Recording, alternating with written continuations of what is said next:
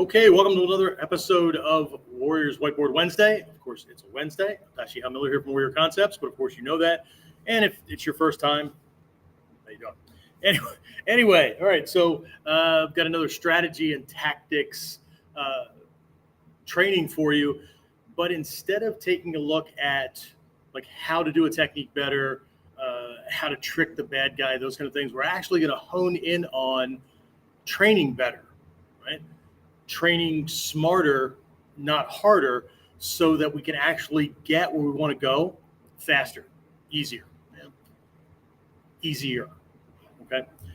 So I'll talk about some of these phrases as we go along here, but this is not the same as like the shuhari traditional method that a lot of you are maybe used to.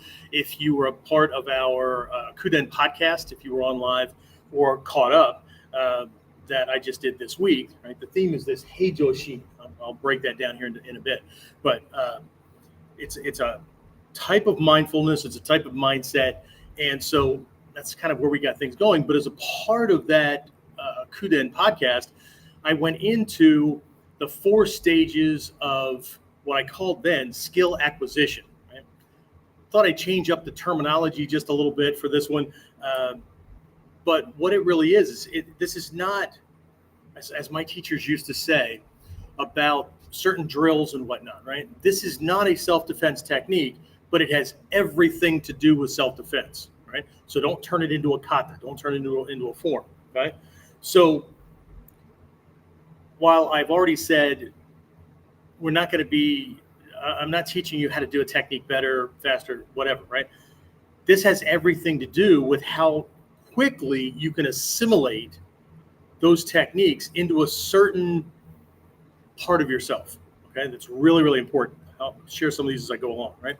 But let me start off with a question. And the question is, how do you know where you really are in your training with regards to any given skill, any given technique, or overall, right? A lot of people, I did in the early stages as well. A lot of people fly by the seat of their pants, okay? Especially solo students, long distance students, where there's not a guide, there's not a teacher, they're not working through a standard curriculum. And even those who are working through a standard curriculum, a lot of these curricula they're just an accumulation of techniques and skills, and you're going to accumulate those techniques and skills, okay? But the question is really for those folks who are looking to be able to use this stuff in the real world, in real time, under pressure when it matters most, okay? So how do you know where you are with any given skill, and how do you move to the next level?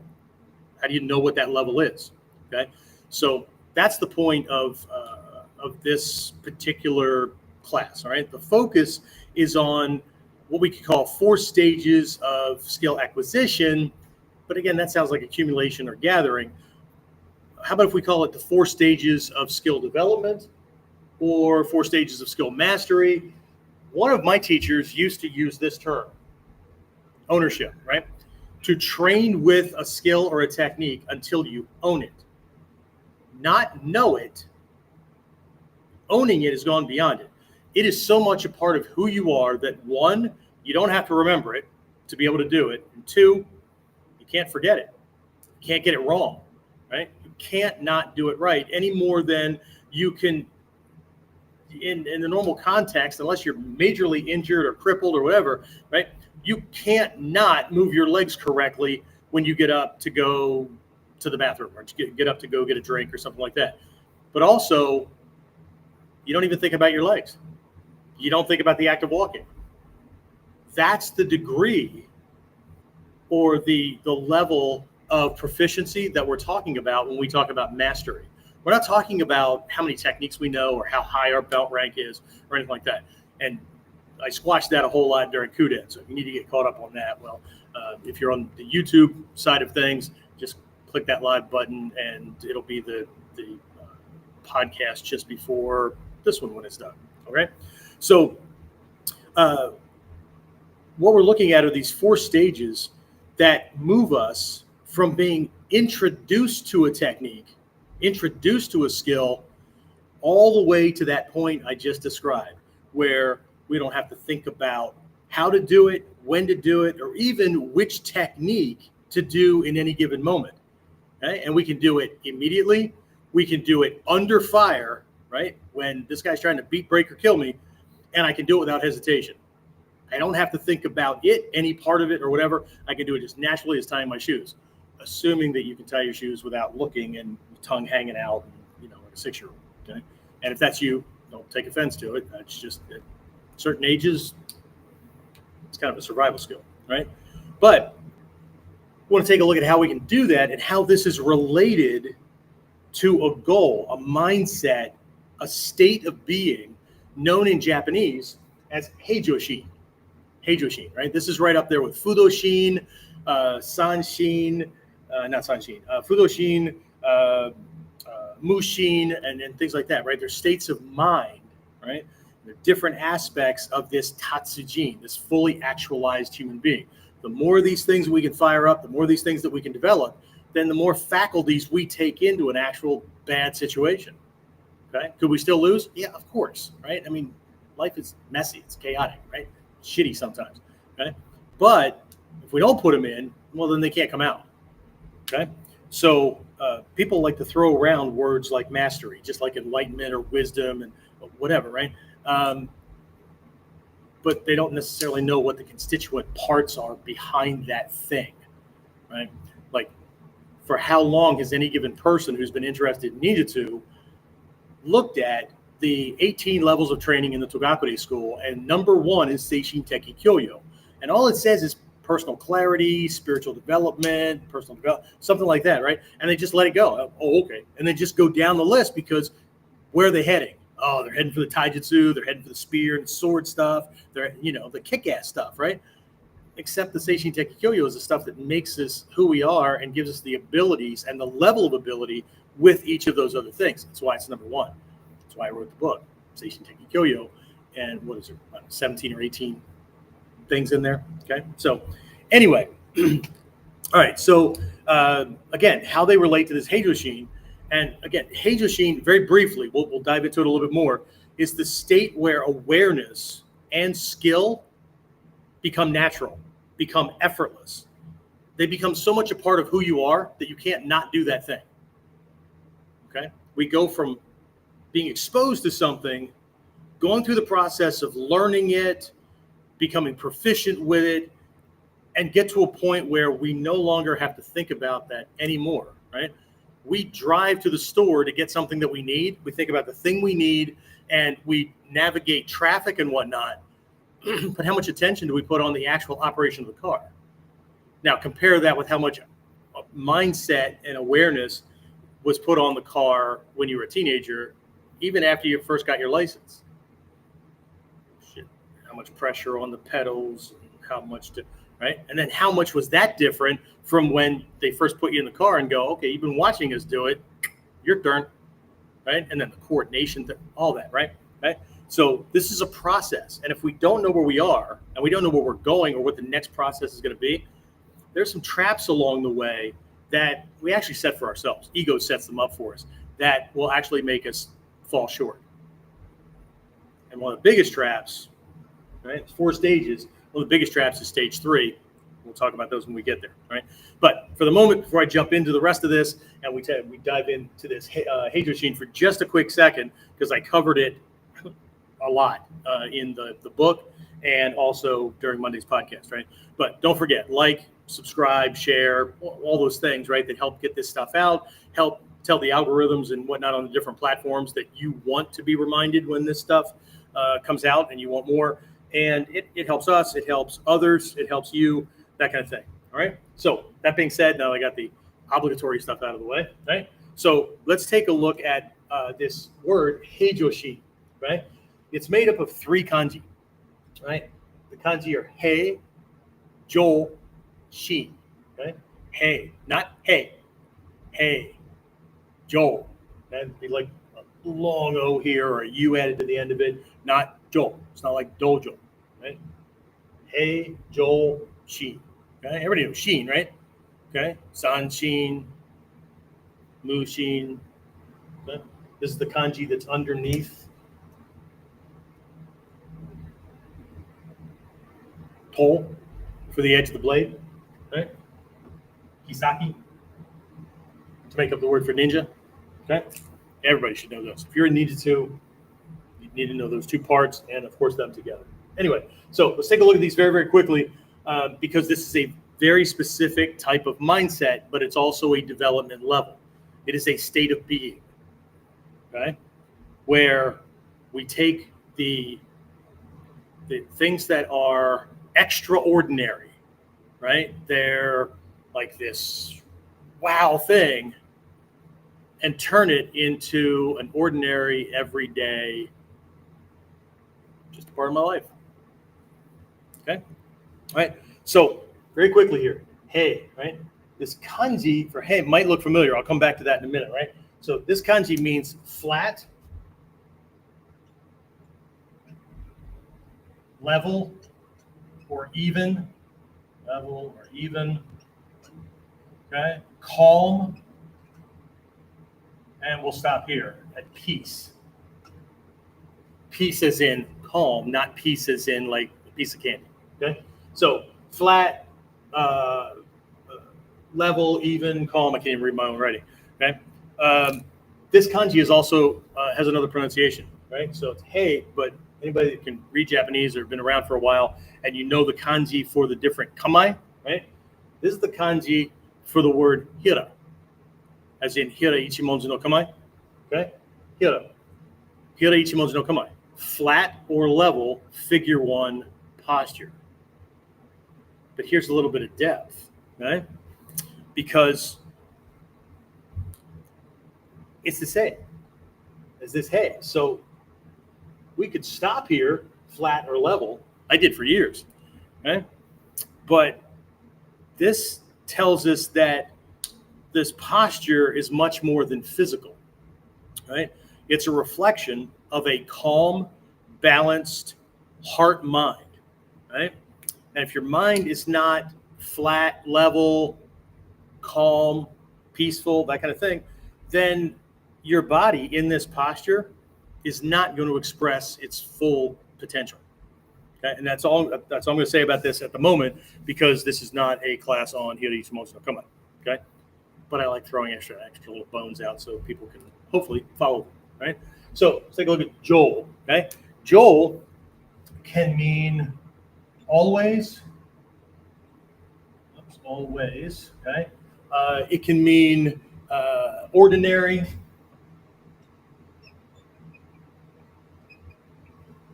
It can mean common. That kind of thing, right? It can mean constant, usual, those kind of things. Okay, and then Sheen can mean heart or mind, okay? And it can also mean or kind of point to spirit. Okay, so Shin, kokoro is another way to say the same one. Is your core. It's that which makes you. Okay, so when we in the West think of mind, we tend to think of the brain. But the seat of mind in the East is actually in the hara, right? So there's a difference, right? It's interesting, and I got caught in the same trap, right? Where Westerners read things and they see it translated into English and whatnot. Well, I know what that means, and they think that they can translate a uniquely Eastern or Asian concept using Western translations or Western assumptions. Okay, hell, modern Japanese don't understand the original context of the stuff that we're learning from 1,000 or 2,000 years ago. Meanings have changed, relationships, those kind of things. Just like the word gay, right? Gay used to be in Christmas carols all over the place, right? People were happy and gay. It was a normal, everyday thing. Today, it means something very different. Not that those folks aren't gay, like happy and gay, but it's not the same. Okay, things change. All right.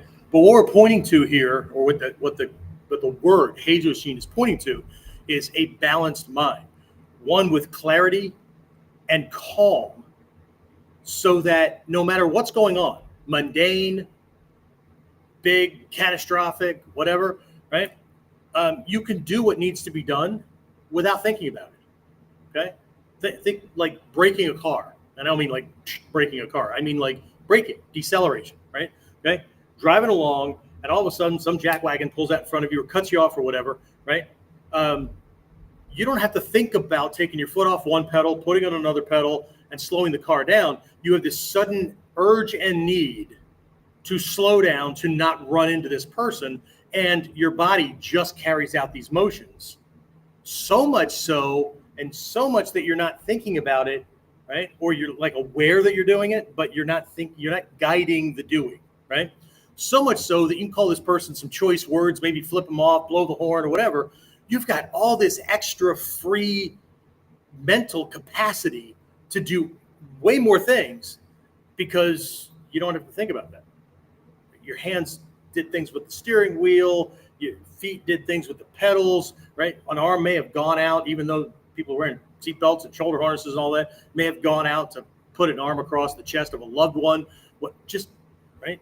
Things come out of your mouth, all kinds of things, right? That's Heijōshin. Heijōshin is a state beyond intellectually or not or mentally knowing something and carrying out the instructions. Like, I'm new at baking a cake, so I'm going to follow the instructions on the card and I'm going to measure out a cup, or whatever. Some people have been doing it and running the same recipe for years. They know what that cup of flour looks like in the bowl. They just pour it out. They don't need the measuring cup. They can do things on the fly because it's just so much a part of them. Okay, so how's this related to martial arts? How's this related to self-defense? Well, in the martial arts and in self-defense realms, most people focus on collecting techniques or winning belts or trophies or awards of some type, or doing it like their teacher, right? So they can get the same kind of, adoration or whatever the teacher's getting. But as I was taught in the earliest stages of my training, the real goal is to work the training in a certain way so as to integrate those techniques so deeply into muscle memory, into our neurosystem and whatnot, that they stop being techniques. Hatsumi Sensei's talked about this. They stop being techniques and they start being expressions of who you are, right? You can't not do them right, right? We often say, you don't stop training once you can do it right. You stop training after you can't get it wrong, right? And so you don't have, at this point, you don't have to remember them to be able to do them. You don't even have to be able to think about them, okay? And I'll tell you a story here in a minute, but the reason that this matters, other than like, if you have, this is for those who have never been in a real bad situation. And I don't mean where it stopped at pushing and shoving and your friends pulled you apart and then you just talk smack at each other across the way. I call that high school fighting. Not that fists might not be exchanged or whatever, but this is not a beat, break, or kill kind of situation. This is knocking the other person around until they give, so somebody has bragging rights. Okay? This is not about bragging rights. Right? So the reason this matters beyond that is when you know where you are with a skill related to how the ease at which you can do it and how much you have to think about it. When you know where you are with any given skill, you can train smarter and move toward mastery faster, okay? This is how we reach the state where our art flows naturally in both self-protection and in everyday life, okay? So quick story here is one of the earliest moments that I realized that one of my skills was in stage 4. And I didn't realize it until after it happened, okay? A lot of you know I was a military cop for a long time. And one night my partner and I got called to this unit where this guy had punched a duty officer. He was throwing people around. He was breaking shit. This guy was jacked. He spent a lot of time at the gym and all those kind of things, right? Well, we found out later that he had tested and earned his black belt in some martial art that day, and he went out with a couple of fellow soldiers to celebrate, okay? Well, the more of the special elixir of mental readjustment that he imbibed, that he drank, right? He started like knocking his friends around. And at first it was light and it was joking and they laughed it off and all that.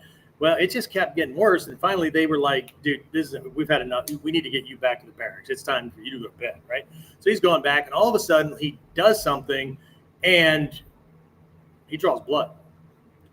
And next thing you know, he gets pile driven into the stone walkway that they were on.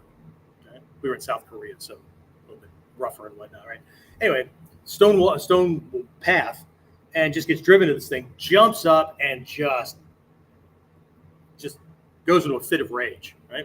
So by the time we get here, Joe Jackwagon is not just like drunk, and the rest of the alcohol that he had put into himself is now finally in the bloodstream and affecting the brain. He's in full tiger mode. Anybody knows the different phases that people go through when they've been drinking or they're drunk, and they go through these stages, and then as the alcohol gets processed out, they come back through the same stages, unless they pass out, in which case. Okay. But if they're still awake, there are these interesting phases that people go through, right? So we show up, and I'm trying to talk this guy down.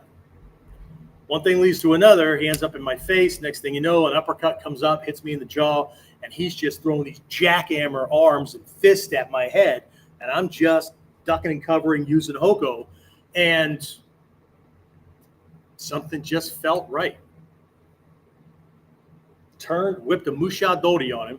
Okay, this uplifting elbow shoulder dislocation. Feet came up off the ground. I laid him down. He's still struggling. Turned that into a dogaish, flipped him over onto his stomach. We got him into cuffs and all that kind of stuff, and the rest is history, literally. Okay. It wasn't until later, when I was trying to do my report, my statement about how things transpired, and I was trying to dissect, why did I do that? Why not a different restraint? Why not whatever, right? And I just, of course, because of the moment and that chaos, I just had little glimmers in left brain memory. But what I remembered was a moment where there was this feeling of, oh, I know this one. Zipped it on, laid him out, and that transitioned into the next one, that transitioned into the next one. And there was just a sense of just knowing what to do. There was no dipping through a file folder. There was no, my favorite technique is Musha Dori, so I always whip that on somebody.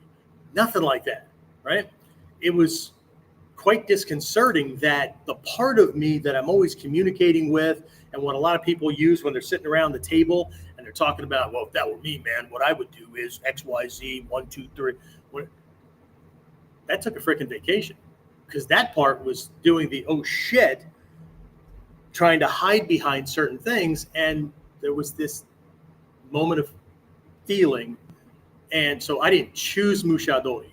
As a matter of fact, in the scrolls, it says, I think it's the scrolls of the Tagagi Yoshin Ryu, there's a secret for always knowing the right technique at the right time. And that secret is never do a technique that's not already working. And most people hear that or read that and go, what the hell is that? Like, where's all the rest of it? No. This is a master writing in a shorthand, summarized form, pointing to the necessity of a certain mindset that does not require step-by-step thinking or preemptive guesswork or things like that. Okay, right. So that was one of my first moments. So I always have to chuckle when I demonstrate some of these techniques, like on videos on YouTube or whatnot, and I've got some jackwagon. Well, there's way more, right? That wouldn't work on the street, and that you can't do that in a full fight. And I don't know what to tell you. Not because I don't know how to explain the technique or why it works and all those kind of things. I don't know what to tell somebody like that who doesn't understand how things work, and they're so fixated on only one way to do things that they have to hope to God and all that's holy that no attacker ever shows up that forces them to fight outside of their normal preferences. Okay, it is what it is. Right. Okay, so let's jump into these 4 stages. Right, we're just going to cut this as short and sweet as possible today. So 4 stages. Right. Let me just preempt this by saying that this is universal. This is not, while I'm applying it to martial arts, this is something that comes from a universal training model that was developed in the psychology, sociology, learning realm. I don't know when. If you're interested, you can look it up, right? But what these are 4 stages of consciousness. Because consciousness and physical activity are tied together. You can't separate mind and body. Okay? People talk about, like, when we teach the 3 aspects of a ninja, right? The body that can endure, the mind that can endure, the spirit or perspective and whatnot that can endure, those kind of things. They're not 3 different things. They're 3 aspects. Think about looking at a gem, right? If you were looking at a diamond, right? And it's sparkling. Well, it's sparkling because it has all these facets on it, all these flat faces that catch light at different angles and do its thing, right? Well, those faces or facets, right? They're all part of the same diamond. But I could turn the diamond. This is an analogy we use in Mikyo. Turn the thing so I can study the shape and cut and border and whatnot of that particular thing. And I could look at another one. I could look at another one. But I'm not looking at like completely different things. I'm looking at a different side of, a different aspect of. So when we're doing these things, there's lots of people that don't want to dive into the mental stuff. They don't want to dive into the spiritual stuff. They don't want to dive into the philosophy things because they just don't want to know where to put their damn foot. They just want to know where to hit the guy because that's all that matters. Well, if that's all that matters, then the past masters wouldn't have passed down all this other shit that, according to them, doesn't matter. This is about wholeness. And the more faculties and the more things that we can take into a bad situation to produce results faster, easier, those kind of things, the better. But if we never put it in, it's never coming out. And if we don't take our training far enough, no matter how much we dream of being like Hatsumi Sensei or any of the master teachers, we're always going to fall short because they've got more going for them than that cool thing that makes everybody applaud after they drop their uke. It's just the way it is. Okay? So, I'm just the messenger, but I know somebody could still want to kill me for it anyway. Right? So let's look at these 4 stages. And I'm using the abbreviations over here. You'll see as I lay them out. I just don't want to have to write them again. So they're just over here. I'm good. Once we lay these things out, what I'm going to do is I'm going to wrap this class up by using a technique and walking through the stages of mastery, of proficiency, and what that would look like as somebody was trying to develop that skill, that technique. Okay? All right, so this first one, right? The abbreviation is UI, right? UI. Do I have that right?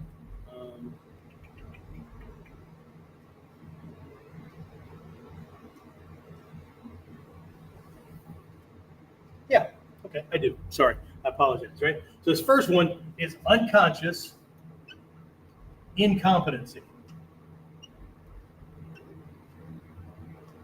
Okay? Unconscious incompetency, right? Or unconscious incompetence, right? And I know incompetence is often slung around as a negative word and all that kind of stuff. But here's the thing. In at least one of these stages, the process is to fail your way to success. We've been taught that failure is bad. Bring a F home from school, dad kicks your ass and grounds you and you lose everything and whatever, okay? We've got to realign ourselves. We've got to understand the process because a lot of folks are still carrying that baggage from like childhood or school age years and how the Western academic system kind of operates and whatnot. And so we're avoiding necessary pieces of the success process. Okay? So unconscious incompetence, right? What the hell does that mean, right? Well, just the short of it is you don't know what you don't know. Okay. So at this stage, let's say you watch a teacher demonstrate a technique. Since I used Mushadori in my example earlier, we'll stick with Mushadori today, right? So you see me demonstrate Mushadori, and I know some of you guys already know it. I get it, right? Could be any other technique, but you see me demonstrate it, you see the movement, you see the result of the uke, right? But you don't know what's really happening, okay? And here's something that is really, really important if you're going to truly learn a technique that a teacher has demonstrated, or whether you watch it on a video or you watch it in real time, right? Dojo training is best because I'm there to see the teacher. Well, you can see it in the video too, right? And whatever, right? So you're only looking at it from one perspective. Let's say that the teacher changes angle or changes relative position with their uke. Well, now you see it from two sides. Okay? But are you really looking at two sides, or because you saw it the first time, now you're only tuned in to the part where he whips this one piece on it, and you didn't watch all the other stuff that set that up, where that was the right technique, that was the right skill based on that timing, distancing, angling, relative position, not just a body to body, but his arm bend, my arm placement, where those two intersect, pressure, tension, resistance, all kinds of things, right? So, which is why when people watch my videos or they're in my training program, whether live in the dojo or it's something that's been recorded, they often ask, why do you demonstrate it like 6 or 8 times? It would look pretty freaking obvious the first 1 or 2 times I saw it. Now, what you don't understand is that most students pick a spot in the dojo and they watch the technique from there. Most students don't walk to different positions. So if the teacher doesn't change angles, that student is stuck with one perspective and can't see everything else. But even if you did move around, you can't see or experience what the teacher is looking for, what they're feeling for, what angle, what timing, what kind of pressure, right? You can't see, and this is where time and getting hints and things from a guide and a mentor make up for assumptive thinking when we're watching like a video demonstration. Okay. So again, your perspective is incomplete, okay, because you're only seeing it from one angle, and from the outer angle, you're not seeing the inside. You don't know strategically how they're thinking. You don't know what's going on feel wise and those kind of things, right? You can't feel what's going on the uke side or the tori side because you're not the uke or the tori, which is why it's important to volunteer to be the uke quite often, because you'll get positioning things way better than just guessing from across the room, right? Again, you can't feel what's going on. You can't sense the subtle shifts in balance. And because it, quote unquote, right, it looks easy, so you might even think that you understand it.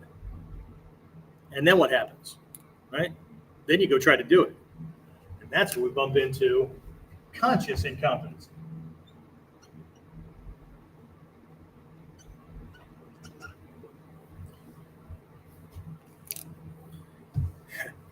Now you try it, right? And what happens?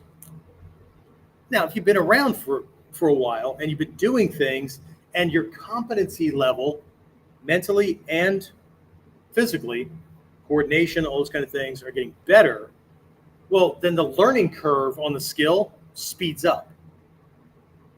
But I would still suggest to upper, intermediate, and advanced students to still run this on the things that you think you know. Because here I would ask, what do I not know? I don't even know. What do I not even know that I'm supposed to be looking for? What do I not even know the teacher's doing or using or thinking or whatever that would make this easier for me? Okay. If I'm not training with people that are better than me, significantly better than me, or around a teacher that is way higher than my level, they can see shit from across the room that, like, I don't even know I'm doing, right? Teacher says, hey, you're doing this, you got to do it. And what's the student say? Was I doing that? Because we don't even know we're making a mistake, because part of us thinks we're doing it right because it feels right? But we don't even know we're making that mistake. Okay? So we work through this, right? And what we end up doing is exposing problem areas, exposing misunderstandings, balance, coordination errors, and things like that, right? And there's this back and forth, getting it fixed, getting corrective help from teachers, seniors, maybe even your training partner, right? Okay. So, but the short of it is you're awkward. Okay. Start, stop, trying to piece it together, right? You're missing the angle. Most people, when they go after a Musha Dori, try to put some part of their forearm or hand right on the hinge of the elbow, right there. Well, that's what you catch. No, that's where it ends up midway through the technique. But to get that point, because we're two bodies in motion, I need to catch with a certain point at a certain point. So when we turn, my arm slides down to that point. It's just nature. It's just the physiology of these two bodies working together. But people will wrap because they see the teacher in that position at the end, not as they entered in, or maybe their teacher is doing it that way, because they saw it in the WWE wrestling event or something like that. Which, if they are wrapping, I've seen that. I've seen them do onikudakis and all that kind of stuff. Except the way they do them has a high measure of safety, so that joint doesn't blow out. Otherwise, they couldn't do the shit they're doing and not put somebody in a hospital for a bunch of weeks or months. Okay. So again, now you try it, right? You're awkward, right? You trap their arm, you lose balance, or you have to be corrected constantly, right? You become more and more aware of how much you're missing, okay? This is where you start realizing that Musha Dori isn't just about arm placement. It's about timing, structure, kazushi, balance breaking, feeling, strategic placement, right? Shadowing him, right? Letting him lead the dance, a bunch of things, right? And this is what I was talking about earlier, right? This is knowing to ask the question. Right? Unconscious incompetency is being willing to ask the question, what am I missing? Because in ninjutsu, nothing is ever what it looks like. This is not just to confuse the bad guy. If that's true for them, then a student can't take that technique at face value that they see being demonstrated. There's other shit going on, and what they see is not the whole thing. So this assumptive thinking shit is what really stalls people. Okay? So here the question is, what am I missing? What can I not see? What do I do? What do I not only don't know, but what do I not know that I don't know? Okay? Here, conscious incompetency, I'm messing up, right? What people will do is they'll go faster, they'll go harder or whatever, because ego resists failing. Okay? Can't lose face, right? I have to come into the dojo as a brand new student or as an intermediate student and always look like I'm the prodigy. Okay? Here, the formula for success through this stage is failing my way to success. Every time I find an error, fix the error. Guess what? Now I've got that part of the technique fixed, and I keep fixing errors until the technique is fixed. Okay? So from there, what's next? Next one is conscious competency. Okay? I can do it. I know I can do it. Right? See? Right? I can do it. Right? So you can now perform Musha Dori consistently. Okay? You know the waza, right? And you can maybe even reclaim it, like if there's a snag or he resists or whatever. So you learn some henka, you learn ways to like reclaim the technique, that kind of thing. If he tries to jam it or counter or something happens, right? You learn when to let it go. You learn when, how to fix it and things like that. But here's the thing at this level. You have to think through the technique, right? There's always this gauging. Is my arm in the right place? And maybe you're not asking the question, but there's this mental following it through. Okay. I promise you, it's a faculty that you won't have at full speed when the adrenals have kicked in because you're in survival mode. Okay. You'll see glimpses of things and may have a glimpse of insight, but you're not going to be able to execute a step 1, step 2 kind of thing. Things happen too fast. Okay. So again, is my arm in the right place? Is my foot aligned? Am I maintaining pressure? That kind of thing, right? Oh, is it slipping? That eats up mental capacity. Okay. And so again, you can do it in the dojo, you can do it at training speed, right? But it still takes mental effort, right? So here is where most students plateau, because I know it and I can do it.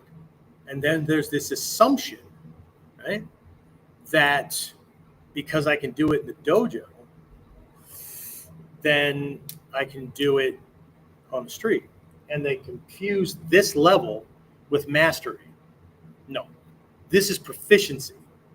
Okay, I know how to do it. I can teach it to somebody else, right? I can do it at training speed. I can do it in controlled environments and situations and things like that. Okay, so there's a stage where a child's learning how to tie their shoes and whatever, and they get to a point where they can make the bow and they can make the knot, but there's still space between the knot and the shoe and whatnot, but they're able to make the bow consistently, right? They can do it. Or it comes untied, later or whatever, right? But they can consistently do it. And that's generally where the training ends. The fact that mom and dad don't buy them slip-on shoes or Velcro shoes or whatever, and they consistently buy the child shoes with laces and don't let them be sloppy, right? Over time, having to tie one's shoes, more than proficiency develops, okay? Because things start to seep into muscle memory. The brain and synaptic pathways rewire themselves because the body is wired, it's designed to adapt to the normal everyday. If I'm required to do something on a regular basis, eventually the system wires to be able to do that quickly, easily, well, without thinking about it. Okay? That's called adaptation. Right? Adaptability is one of the 3 core pieces of ninjutsu. Right?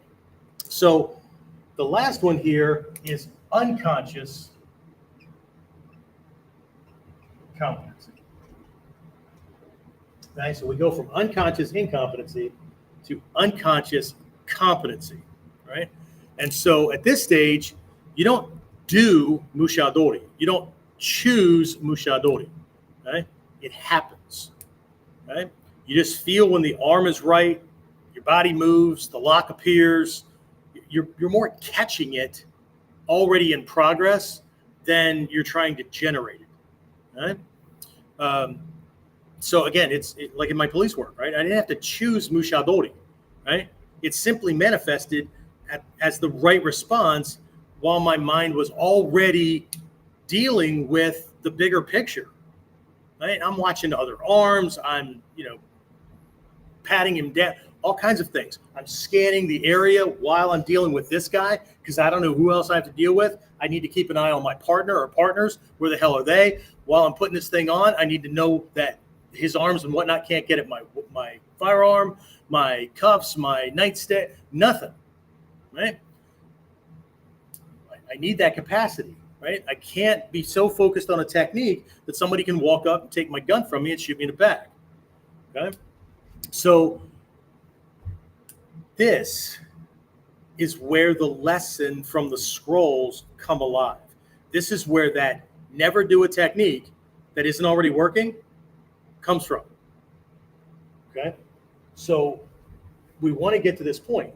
Here, mushadori becomes as easy as getting dressed, putting our shoes, tying our shoes and whatnot while having a freaking conversation with somebody else or running through our list of to-dos, barely paying attention, right?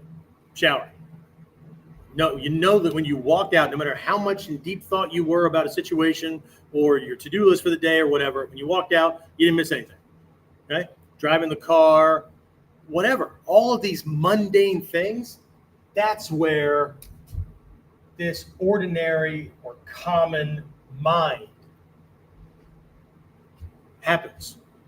This gets so integrated into our system that it's just another thing that you can do. It's so much a part of who you are, you can't not do it. But you also have to do a bunch of other things like dropping favorites and whatnot, because if you imperatively have to do a mushadori, you're going to get killed. Right? Maybe. Luck is always a factor, right?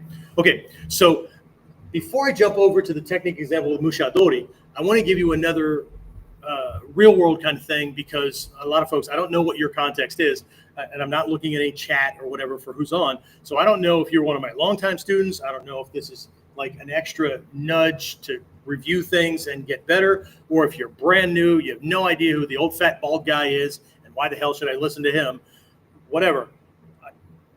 I need to relate this in a way that everybody kind of gets, okay?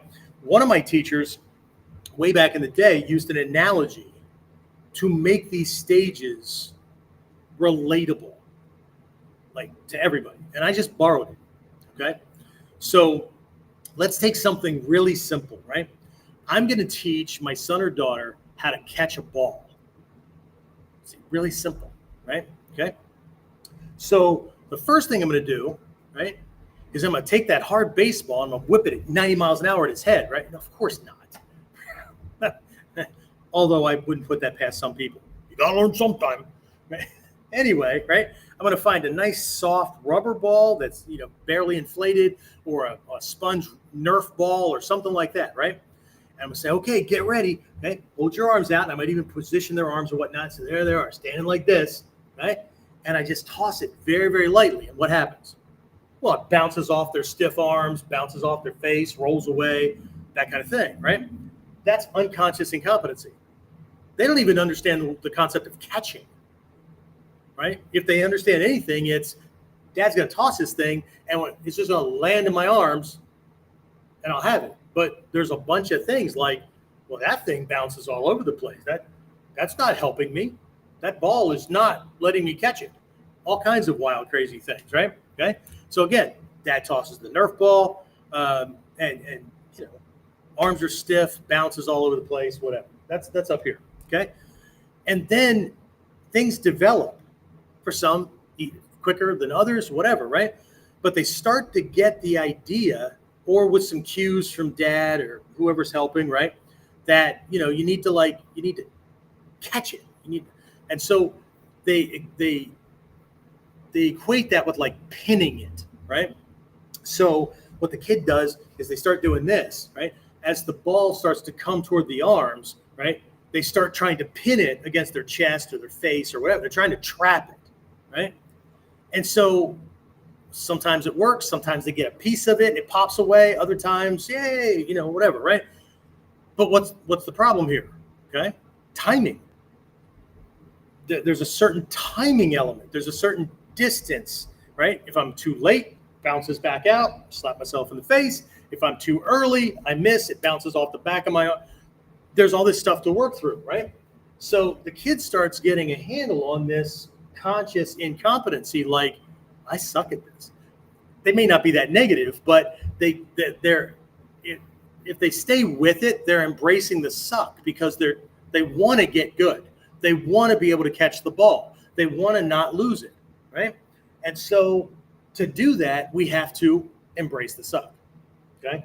We have to fail our way forward, okay? Because without mistakes, then we don't quite get the nuance, right? Anybody that's a natural at something will never understand that thing to the degree of somebody who failed massively forward. And that makes no sense to a lot of people because, well, he's a natural. Just because he can do it and he doesn't make mistakes doesn't mean he understands all that goes into making that work. I've known people that were like a whiz with math, the way it's taught in school. They had those formulas memorized, and then kid come to one of my summer camps and whatnot, and I would teach the kids, like, there's multiple ways to do addition, subtraction, multiplication, whatever. Not just that formula. I would show them box method. I would show them all these kind of things, and I would show them how they could do a stack of numbers, 4 to 6 digits by 6 to 8 numbers deep, faster than doing that formula, right? And so it was easy for the math whiz in the beginning because they were still running the formula in their head because the numbers were small enough. But we hit a peak where they're now getting frustrated, getting angry, crying, whatever. Well, I could do this if you give me a piece of paper. Yeah, but we're out shopping. We're doing whatever, right? We need to do this on the fly, and we don't have paper. We don't have a calculator. Okay? Well, isn't it convenient that they put one on our cell phones? So now we have to think less. That's anti-ninja, right? Anyway, so what ends up happening is these kids that are getting this alternate way are flying through this thing, bigger numbers, more numbers to go together, right? And they're getting it, and the other one's getting more and more angry because the thing that they were an expert at, that one thing, that one formula, that one style, that one, it's now not working. And these people have a greater capacity to do more with just an alternate perspective because now they're understanding how numbers work. But the one who's frustrated is pissed off because they hit a moment where they can't run the formula in their head. They need paper or they need a calculator. Ninjutsu is always about being able to do more with less effort. Finding the best way, understanding the principles and concepts that make that work, understanding how numbers work, understanding how the technique works, what makes it work, those kind of things, and not just the step-by-step formula. Okay, so kids pinning it, right? They're trapping it, okay?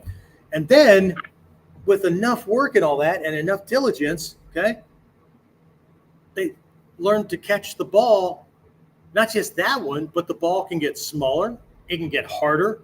They can put a glove on their hand, catch it with the glove, right? Of course, there's some learning through as they add a piece or whatever, right? But it's going faster, right? They can throw it to somebody else. That person can catch, somebody can throw it at them, or they can get it hit at them and they can catch it. They don't even bat an eyelash. Catch it, and the brain's already thinking about the next place for it to go, okay? So they're proficient with catching, right? But at this level, they still have to kind of eye the ball and get under, that kind of thing, right? It has to be in a certain area, okay? Well, that's conscious competency, okay? Now, if they stick with that long enough, let's say they get in baseball and they just stick with it, then, see, they could be watching the ball come in and note this runner's running over here and this runner's running over there, and which one can I get out easiest? So as the ball hits, they've already made the decision as to where that ball is going to go to get the next person out, because if I throw it at this one, he's going to be safe, and I've missed both opportunities, right? So they're already, now strategic thinking kicks in while they're in the middle of catching all this. So that's unconscious competency. But unconscious competency goes beyond this. And this is where my teachers really pushed it, okay? Because you've learned to catch, okay? So now catching is second nature, okay? So you don't just snag the fastball while thinking about your next throw, right? But you're stepping out of the pool and somebody starts talking to you, right? And a friend throws a towel for you to dry off, right? And you barely glimpse, you catch the towel and you start drying off, right? But you did all that without breaking from the thing. You didn't go, nothing changed. We do a lot of things like this. I talk to students. I just joked with them the other night. Was it Tuesday? Last night in class. I watched them walk into the dojo. Legs are fluid, step by step, whatever, right? They step out on the floor, and all of a sudden everything goes fucking robotic. Like all of a sudden walking goes martial art like. What the hell? You can do it normally, but you move into this context and all of a sudden you're like the caterpillar that if I say, gee, Mr. Caterpillar, with all those legs, how can you walk? And now that you're thinking about your legs, the caterpillar's never able to walk again. Right? It's actually a shortened version of the story, right? But again, tie this back to a lesson. This is how skills progress, okay? First, mechanical, right? And it goes through phases of awkwardness, depending on what we're looking at, right? And then integrated, and then transcendence. So in the beginning, I said this is not the same as the Shuhari process, but from a grand scale, you can see how Shu is about the mechanical. Ha is about integration, just getting proficient, being able to salvage things that are broken, adapt, right? Do variations and things like that. And then eventually, Hatsumi Sensei, when he says you need to forget the technique, throw the techniques away. He's talking to senior people who are still stuck here thinking about the technique. And as long as they do that, they'll never break through this. So they're not literally throwing it away. They need to stop thinking about it so it can get into the being, right? You stop trying to do ninjutsu things. You stop trying to do Budo Taijutsu things, and you just defend yourself. But the way you do it is way, way different from somebody who hasn't learned the process, hasn't learned the skills. They're just defending themselves too, but it's not the same. Okay, it's not the same. Okay, and this final stage, where mushadori or whatever the technique is, where it's just a part of you, and you do it like tying your shoes, like bringing a fork to your mouth, to whatever, right? That's where Heijōshin lives. This is a state of being. Okay, so let's connect this to mushadori as we kind of wrap this up, right? So, and that's what I'm gonna do, right? So our technique example is mushadori. Okay. So at unconscious incompetence, what happens, right? At unconscious incompetence, I watched the demo, and I assumed. Well, of course I can see it. I do this sometimes to students that are going through my online training programs. We'll either bring up a video, or if they have slow connection or whatever, I just tell everybody, bring up this particular technique, go to 3 minutes, 51 seconds, and I want you to watch till 4:10, whatever, okay? So it's this one technique string, and then I'll go, what do you see? And usually what I get back is either crickets or, well, it was pretty cut and dry. I mean, you're doing this, okay? And then I have to ask, why is my rear arm right there at that moment? And we're back to crickets again. Okay? Why that thing there? Okay? I once went to Ichimonji one time, right in the middle of technique, right? We're training, and I move, my partner misses and everything, and there's my one teacher, and he goes, why's that hand right there? And I went, and he said, if you say, because that's where it's supposed to be, I'm going to punch you in the face, because that's the kind of teachers I had, okay? And I said, well, where's it supposed to be? He said, right there. Well, now I'm confused, right? And I said, but so I'm not wrong. He goes, you're not wrong, but until you know why it's there and not somewhere else, you can't use it to the fullest extent that you could use it if you knew strategically and tactically why that kamae puts that arm right there. And you've got way more than one reason for it being there. It's a whole different way of thinking. This isn't just doing the moves. This is understanding that the physical doing is the end result of strategic thinking and tactical operation. And control, and it's all done to control the bubble, not just to land shots and to knock him out. Yeah, we're going to do that. But the more of these things you understand and they get integrated where you don't have to think about them, the knockout is a foregone conclusion, and it happens faster, easier, and with less wear and tear on you in the process. Okay, so see the demo, see the teacher demonstrate the technique, all that kind of stuff, right? And then at conscious incompetency, right, I start struggling around, right? So I'm struggling through the steps. Okay, and we're just doing the model, right? So we're in Kumiyuchi, and I shift, and then I move my arm over his, and then I turn, and it's not working. Yeah, Mushadori works just fine, right? It's not working for you, or what you're doing doesn't allow it to work, okay?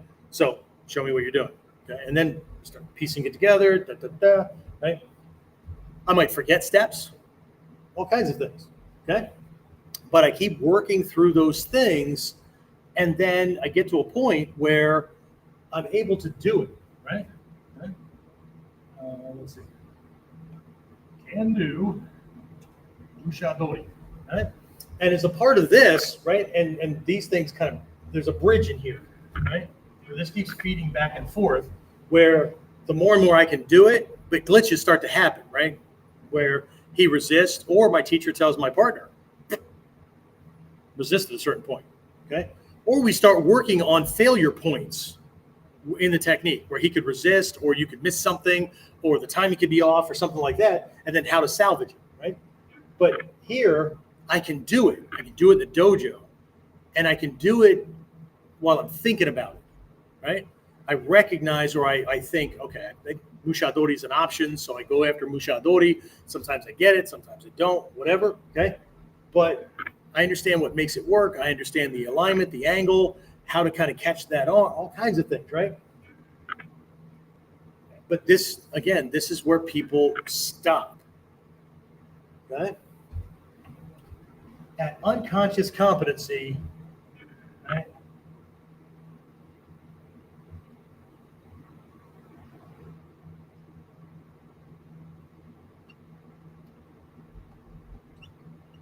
I could keep adding things. Panic, fear, surprise, size differential. The guy that I had to whip a Mushadori on, okay?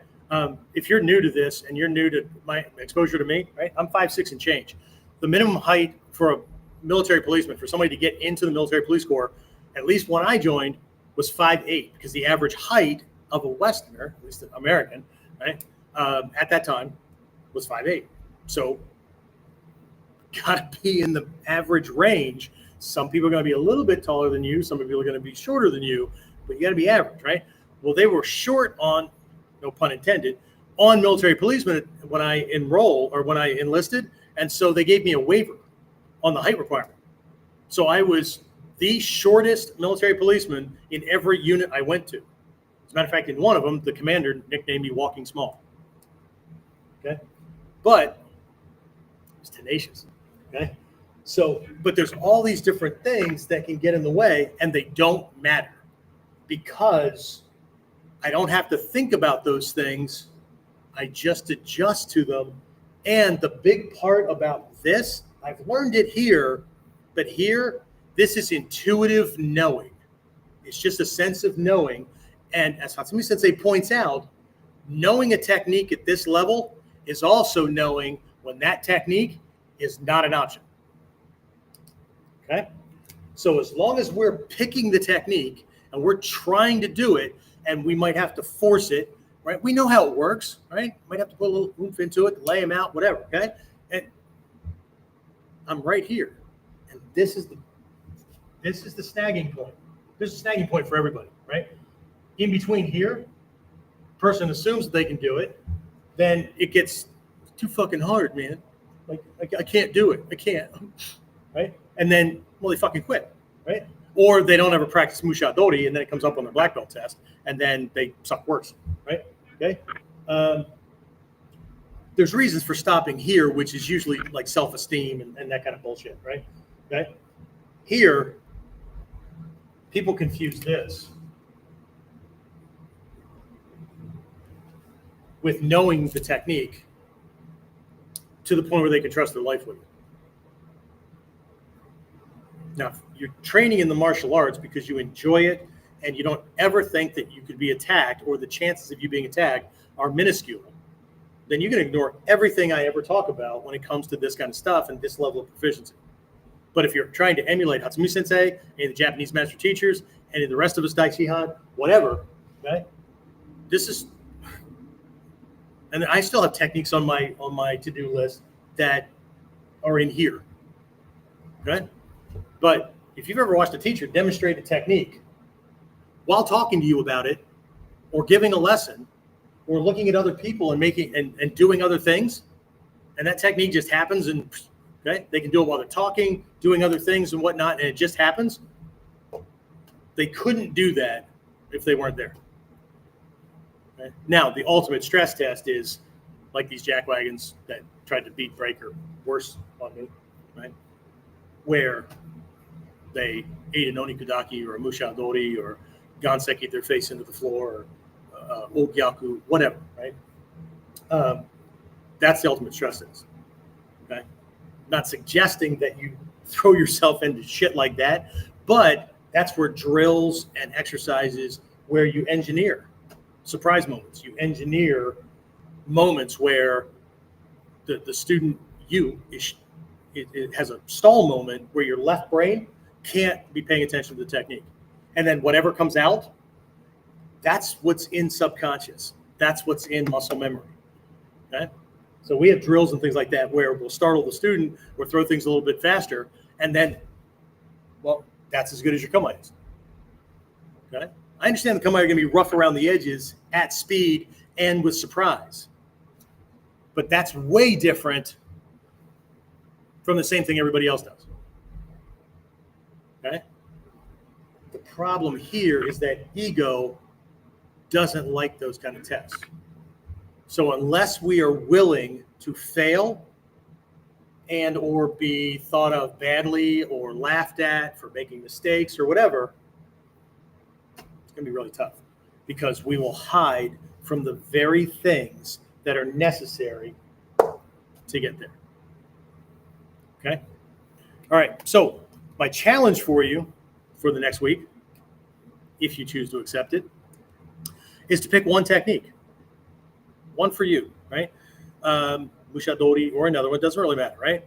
And identify which stage you're in, okay? And ask, again, specifically, right? What specific training will move this skill to the next level? I already mentioned some. If you're in my inner circle and you're in my Tuesday group or my Nippo Elite group and whatnot, last night during that coaching call, we went through these, and I told you exactly what the trainings and what the necessary things were to move yourself. Okay. Everybody else, you're getting the big picture kind of thing, but ask yourself. Okay. So in this week's masterclass, our Friday masterclass, we're going to go hands-on, right? Probably going to look at Mushadori, and we're going to look at a couple of techniques, right? We're going to run through several techniques, armed, unarmed. I might even do a weapon. I don't know. Right. And the students we're going to run through them while students assess which stage you're in for each technique, okay? And then we're going to overlay the 5 Ds, that strategic thinking, over it, so you can see not just where you are with physical proficiency, but where you are strategic and tactical thinking, right? So that you know how to progress from there. The whole idea is not just training and just doing a bunch of shit, but especially for solo long distance students, you need a game plan, right? You absolutely need a game plan, okay? So let's just close this out, right? Your goal is not to collect techniques, okay? It's to integrate them so deeply into your system, muscle memory, right? Mindset and all that, right? That they become part of who you are. They no longer become something you do. They become so much a part of who you are, right? This is the path to Heijōshin, where they just become the everyday thing, okay? You don't miss going to class because like the world is your fucking dojo. You're always practicing something, whether it's walking or it's timing or everything. It just becomes the thing, right? Okay. So for those who, like, if you're I don't know, between teachers, if you're solo, you don't have anybody or whatever, or you just want to explore things more deeply, if you want to discuss your training and get help beyond just learning techniques, if you want to pursue this further, right? And what I'm talking about is help that will move you toward mastery, right? Then you can schedule a call with me. I'll put the link down in the description. But if you got a little pen, pencil, you can write down right now, right? You're going to go to onlineninjaacademy.com. It's the first part of that little Q thing right there, right? And then / call hyphen, that's the dash, right? Request -IC, right? That's my inner circle, right?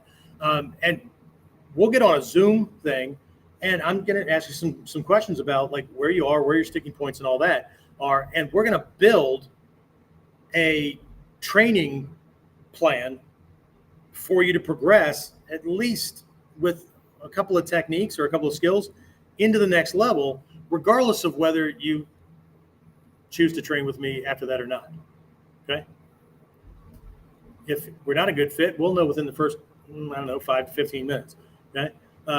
After that, right? I mean, if you want to know about the programs, fantastic, we can talk about them, but that's not the point of the call. The call is to help you move forward.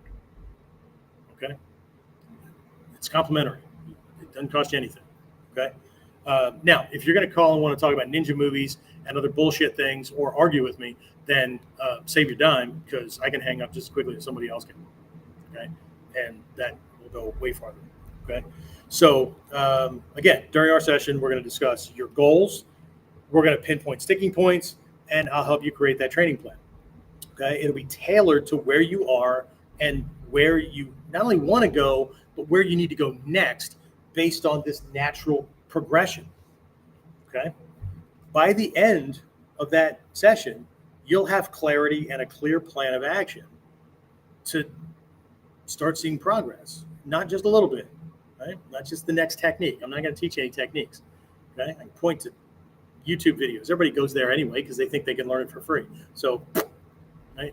You don't need those videos to learn techniques.